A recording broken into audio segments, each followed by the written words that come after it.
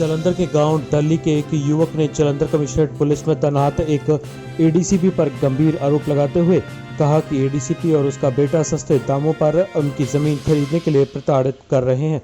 झूठे पर्चे तक दर्ज करवाए जा रहे हैं उन पर और उनके परिवार पर, और मुकदमे दर्ज करने की धमकियां भी दी जा रही हैं।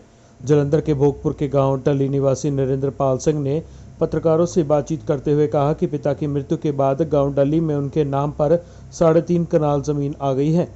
जालंधर कमिश्नरेट पुलिस में तैनात एडीसीपी हरविंदर सिंह डल्ली, जो उनके गांव के रहने वाले हैं, को जब इस बात का पता चला तो वह अपने बेटों के साथ उनके पास आए और ज़मीन खरीदने बेचने की बात कहने लगे, लेकिन वे उसे बाजार मूल्य से कम भुगतान कर रहे थे और उसने ज़मीन बेचने से इनकार कर दिया। जिसके बाद जालंधर में एक डीलर के साथ ज़मीन पर बातचीत की गई, जिसके बाद एडीसीपी ने उस पर ज़मीन बेचने का दबाव बनाना शुरू कर दिया।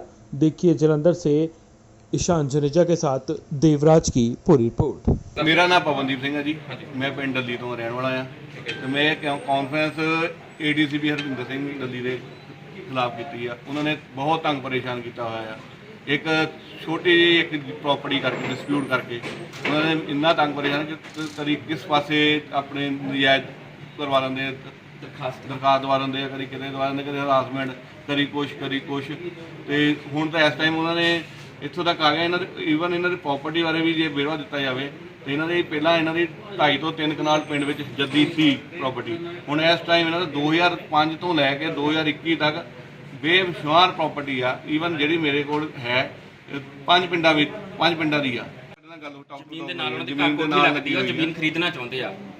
ਯਾਨੀ ਕਿ ਉਹਨਾਂ ਦੇ ਘਰ ਦੇ ਬਿਲਕੁਲ ਉਹਨਾਂ ਦੀ ਜਿਹੜੀ ਕੋਠੀ ਹੈ, ਜਿਹੜੀ ਉਹਨਾਂ ਦੀ ਰੈਸੀਡੈਂਸ ਆ, ਉਹਨਾਂ ਦੇ ਬਿਲਕੁਲ ਮੇਰੇ ਨਾਲ ਕੰਧ ਦੇ ਨਾਲ ਕੰਧ ਆ ਜਿਹੜੀ ਪ੍ਰਾਪਰਟੀ ਹੈਗੀ, ਉਸ ਪ੍ਰਾਪਰਟੀ ਦੇ ਰਿਲੇਟਡ ਹੀ ਡਿਸਪਿਊਟ ਆ।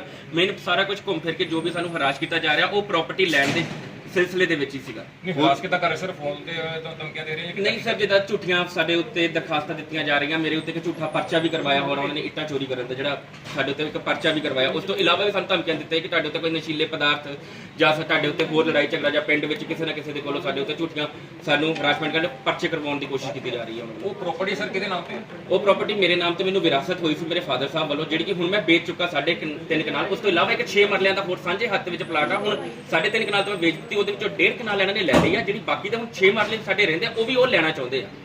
ਤੇ ਉਹਦਾ ਕੀ ਸਰ ਰੋਲਾ ਤੁਹਾਡੇ ਕੋਲ?